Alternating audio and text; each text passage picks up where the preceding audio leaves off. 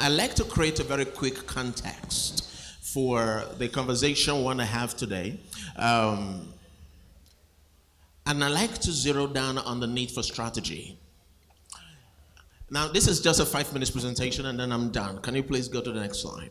Now, welcome to my town. This is Lagos. This is Nigeria. This is the home of 9 million Amajiris.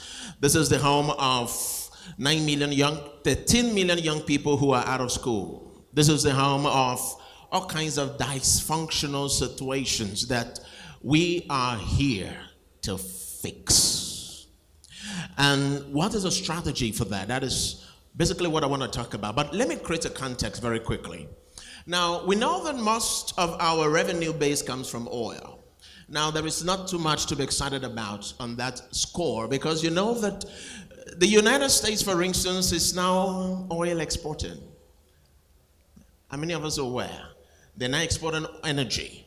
Now, what that means for us is America is not a part of OPEC, which means that if they decide to create an oil glut in the global oil market space, we are going to experience a crash of global oil prices, which will not be good for a country like Nigeria.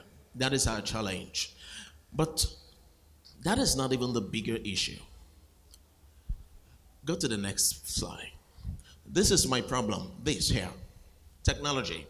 Don't worry about drones. Drones are a good thing. But there's one thing I want to tell you about drones. Now, this is no longer science fiction. It is now a reality. We now have mini drones that have actually been weaponized. Which simply means countries that have made advances in science and technology, incorporated artificial intelligence into how they build for their future, are definitely going to be the next superpower countries of the world. Now, many drones that have been weaponized would definitely make nuclear weapons become obsolete. Because what happens here is this. You see this small drone? It can do target profiling. Take the geographical location of a target, the coordinates of that location, and key into the GPS receiver of that particular machine. And with $25 million, somebody can acquire 10,000 of these items and release them into a community. It can wipe out half a city overnight. And then nobody will know who launched this. If that sounds scary to you, then it is helping you to appreciate the very uncertain times we are about to step into the world. The question now becomes, how are countries like Nigeria positioning for this incredible future that is coming? This is where the strategy matter comes in. I'll tell you what we have done. You know, I noticed one thing, that there is a huge gap in how we are raising the next generation of smart young people who will help to become the economic drivers of this country. Now, we have a situation in hand where over 24 million young people falling through the cracks between high school and university. We cannot account for them. They disappear. Now, you see this gap year that we are talking about, that is where all the vices are birthed. That is where you have young people learn scam. That is where some people become pregnant. That is where all kinds of things come up. So that by the time they get into university, they have already learned all kinds of vices that eventually metamorphose into challenges that society have to face with.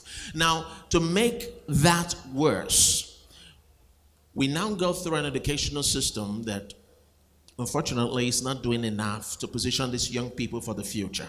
So what have we done? Next slide. There is something called, next slide, please. There is something called intentional future proofing.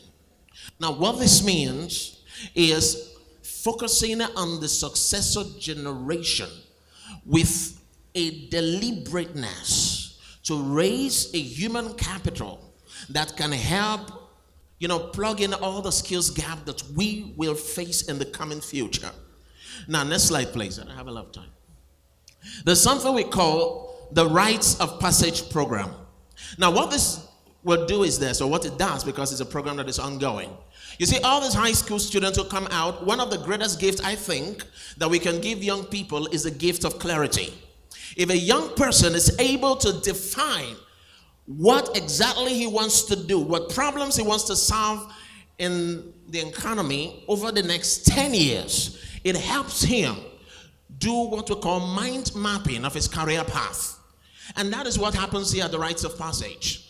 Hundreds of young people go through this program, and we are able to identify areas where we are going to have unique needs in the country and help these young people find ways of plugging these needs. 10 years. Now, what this means is that everybody who goes through this program gets a chance to come into the junior tracking program where we track you for 10 years. So in 10 years, you are able to do more. Next slide, please. And when they get into high school, they become a part of what you call the Vortex Intelligence Center. Now, this does, again, is there are over 100 global issues that will shape the future of this country. If you study the 2015 Global Risks Report by the World Economic Forum, you will see over 28 global issues that are going to shape the future of the world. All of those risk situations are opportunities to create wealth. What we do, we help young people identify global issues and the industry where they find expression and focus on it all through the 4 years, then the university. So when they get out, they already have the skill sets and the experience and exposure required to become active participants in helping to rebuild a nation. In summary, next slide. We decided, how about we adopt a location nobody knows nothing about. If you have ever been to Ikorodu in Lagos, you will know Ikorodu is known for Bado, for scam, for all kinds of. So we thought, how about we fight our battles where it is hottest? So we have gone to Ikorodu to adopt the whole region. Now, we are adopting the whole region for one reason. We are planning to take 10,000 young children out of high school through the Rites of Passage program in this region and demonstrate that Nigeria has the capacity to face its own challenges by deliberately future-proofing its young people, making sure the young people are developing the right kind of skills. Because you know what we notice again? Many of the young people who have returned into this nation to do things in technology all have one thing in common. They had to go abroad to acquire some level of education before they return into this country. That means there is something fundamentally wrong with the kind of exposure young people get with our education. All of them, without fail, not to say a single one of them, had gone on to do something extraordinary without a foreign education. Now, all these kids don't have resources for foreign education.